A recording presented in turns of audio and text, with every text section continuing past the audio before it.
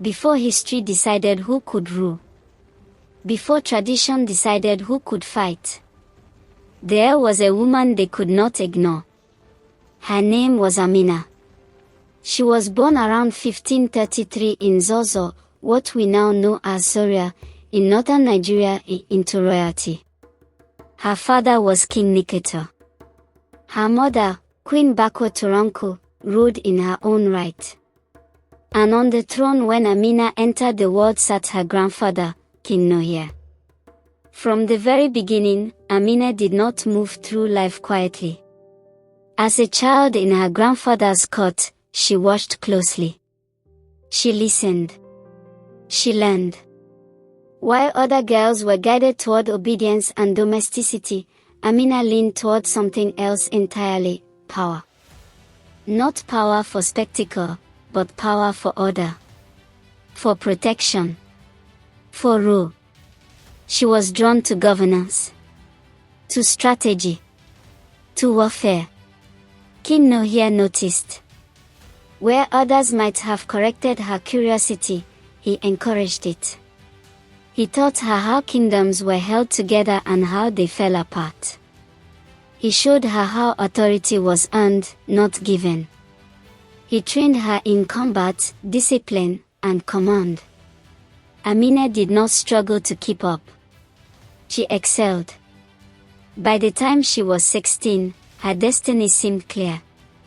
As the eldest of 3 children, she was named heir apparent to her mother, Queen Bako Turanko, the first woman to ever rule Zazzau. It was an extraordinary moment. A woman preparing another woman to rule.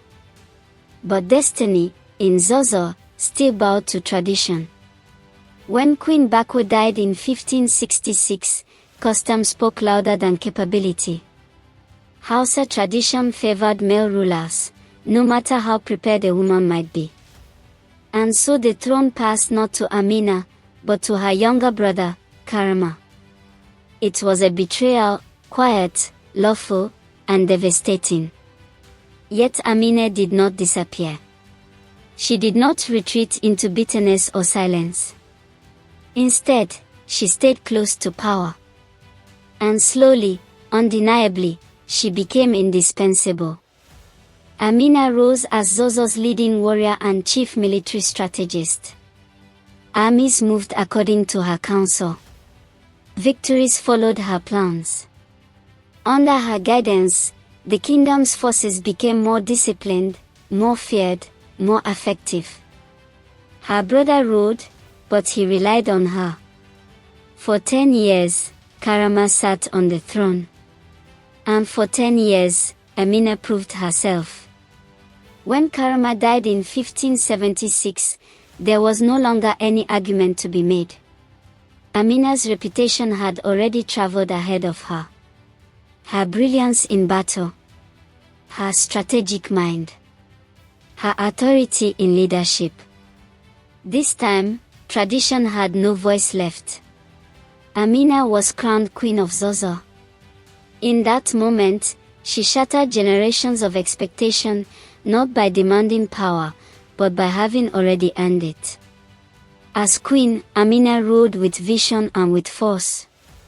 She understood that strength was not just about conquest, but control. To protect trade routes and secure safe passage for Hausa merchants, she launched calculated military campaigns that expanded Zazzau farther than it had ever reached before. Her armies moved north into Nupe territories beyond Bida, west into the Yori region of present-day Kebbi, south toward Kwararofa, in the Benue region. For 34 years, Amina ruled, transforming Zazzau into one of the most powerful cities in the region. Where her armies camped, she ordered fortifications built.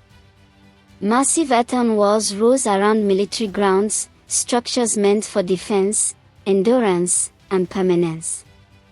Over time, those camps became cities. And many of those walls still stand today across Hausa land. They are known as Amina's walls. Queen Amina is remembered not only as a legendary woman warrior, but as one of the most powerful rulers northern Nigeria has ever known.